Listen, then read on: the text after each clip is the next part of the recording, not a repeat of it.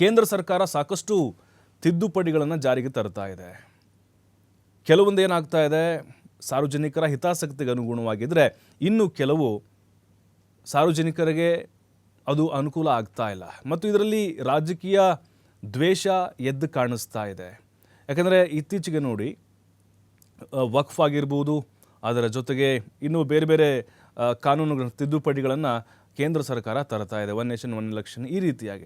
ಅದರ ಬೆನ್ನಲ್ಲೇ ಈಗ VC ಅಂತ ಇರ್ತಾರೆ, ವಿ ಕುಲಪತಿಗಳು, ಅಂದರೆ ಧನ ಸಹಾಯ UGC ಇರುತ್ತಲ್ವ, ವಿವಿಯ ಧನ ಸಹಾಯ ಆಯೋಗ ಇರುತ್ತಲ್ವ, ಅದರ ಕುಲಪತಿಗಳನ್ನು ನೇಮಕ ಮಾಡುವಂತಹ ಒಂದು ಜವಾಬ್ದಾರಿ, ಕೆಲವೊಂದಿಷ್ಟು ಬದಲಾವಣೆಗಳನ್ನು ಕೇಂದ್ರ ಸರ್ಕಾರ ತರೋಕೆ ಹೊರಟಿದೆ.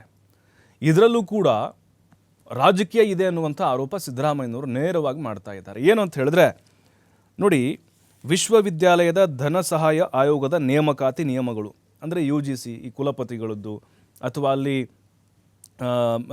ಸದಸ್ಯರನ್ನು, ಸಿಂಡಿಕೇಟ್ ಸದಸ್ಯರನ್ನು, ಇವೆಲ್ಲ ಏನೇನಿರ್ತವೆ ಆಯ್ಕೆ ಮಾಡುವಂಥ ಪ್ರಕ್ರಿಯೆಗಳು, ಇಲ್ಲಿವರೆಗೂ ರಾಜ್ಯ ಸರ್ಕಾರ ಕೂಡ ಮಧ್ಯಪ್ರವೇಶ ಮಾಡ್ತಾ ಇತ್ತು. ಒಂದು ಕಮಿಟಿನ ಮಾಡ್ಕೊಳ್ತಾ ಇತ್ತು, ರಾಜ್ಯಪಾಲರೇ ಅದಕ್ಕೆ ಸುಪ್ರೀಂ ಆಗಿರ್ತಾ ಇದ್ರು, ಇವರ ಸಲಹೆಗಳನ್ನು ಕೂಡ ತೆಗೆದುಕೊಳ್ತಾ ಇದ್ರು ಆಯ್ಕೆ ಮಾಡುವಲ್ಲಿ, ಕುಲಪತಿಗಳದ್ದು ಅಥವಾ ಒಂದು ಕಮಿಟಿಗೆ ಆಯ್ಕೆ ಮಾಡುವಲ್ಲಿ. ಬಟ್ ಈಗೇನಾಗ್ತಾ ಇದೆ ಅಂತ ಹೇಳಿದ್ರೆ, ರಾಜ್ಯಪಾಲರೇ ಇಲ್ಲಿ ಸುಪ್ರೀಂ ಅಂತೇಳಿ, ರಾಜ್ಯ ಸರ್ಕಾರ ಇಲ್ಲಿ ಮಧ್ಯಪ್ರವೇಶ ಮಾಡೋ ಹಂಗಿಲ್ಲ. ಕೇಂದ್ರ ಸರ್ಕಾರ ಏನು ನಿರ್ದೇಶನ ಕೊಡುತ್ತೋ ಅದರ ಆಧಾರದ ಮೇಲೆ ರಾಜ್ಯಪಾಲರು ತೀರ್ಮಾನವನ್ನು ತೆಗೆದುಕೊಳ್ತಾರಂತೆ.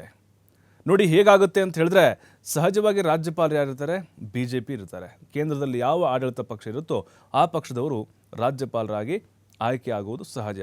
ಕರ್ನಾಟಕದಲ್ಲಿ ಯಾರಿದ್ದಾರೆ, ಗೆಹ್ಲೋಟ್ ಇದ್ದಾರೆ. ಹಾಗಾಗಿ ಈಗ ಏನೇ ನಿರ್ಧಾರ ತೆಗೆದುಕೊಂಡರೂ ಕೂಡ ಅದು ರಾಜಕೀಕರಣಗೊಳ್ಳುತ್ತೆ. ಕೆಲವೊಂದಿಷ್ಟು ನಿಯಮಗಳನ್ನು ತಂದಿದ್ದಾರೆ, ಯಾರು ಬೇಕೋ ಅವರು ಅರ್ಜಿ ಹಾಕ್ಬೋದು ಅಂತ. ನೋಡಿ, ಇಲ್ಲಿ ಕುಲಪತಿಗಳ ನೇಮಕ ಇದೆ ಆಗಬೇಕು ಅಂತ ಹೇಳಿದ್ರೆ ರಾಷ್ಟ್ರ ಮಟ್ಟದಲ್ಲಿ ಜಾಹೀರಾತು ಕೊಡ್ತಾರಂತೆ, ಅಡ್ವರ್ಟೈಸ್ಮೆಂಟ್ ಕೊಡ್ತಾರೆ.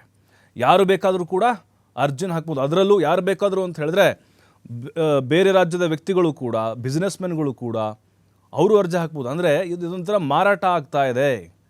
ಈಗ ಹೊರ ರಾಜ್ಯದವರು ಕೂಡ ಇಲ್ಲಿ ಕುಲಪತಿಗಳಾಗುವುದಾ? ಇದನ್ನು ಒಪ್ಪಲಿಕ್ಕೆ ಸಾಧ್ಯನೇ? ಇದು ಕನ್ನಡಿಗರಿಗೆ ದ್ರೋಹ ಮಾಡ್ತಾ ಇದ್ದಾರೆ, ರಾಜ್ಯ ಸರ್ಕಾರದ ಮೇಲೆ ಸವಾರಿ ಮಾಡ್ತಾ ಇದೆ ಕೇಂದ್ರ ಸರ್ಕಾರ ಅನ್ನೋದು ಸಿದ್ದರಾಮಯ್ಯನವರ ಆರೋಪ. ಹಾಗಾಗಿ ಈಗ ಈ ಒಂದು ಕೇಂದ್ರ ಸರ್ಕಾರದ ತಿದ್ದುಪಡಿಗೆ ಜನಸಾಮಾನ್ಯರಿಂದಲೂ ಕೂಡ ಭಾರಿ ವಿರೋಧಗಳು ವ್ಯಕ್ತವಾಗ್ತದೆ. ಅಂದರೆ ಸೇಲ್ ಮಾಡ್ತಾ ಇದ್ದಾರೆ ಅಂತ, ದುಡ್ಡು ಕೊಟ್ಟವ್ರಿಗೆ ಅಥವಾ ತಮ್ಮ ಬೇಕಾದವರಿಗೆ, ಉದ್ಯಮಿಗಳಿಗೆ ಇದನ್ನು ಮಾರಾಟ ಮಾಡ್ತಿದ್ದಾರೆ ಅನ್ನುವಂಥ ಗಂಭೀರ ಆಪಾದನೆಗಳನ್ನು ಮಾಡಿದ್ದಾರೆ.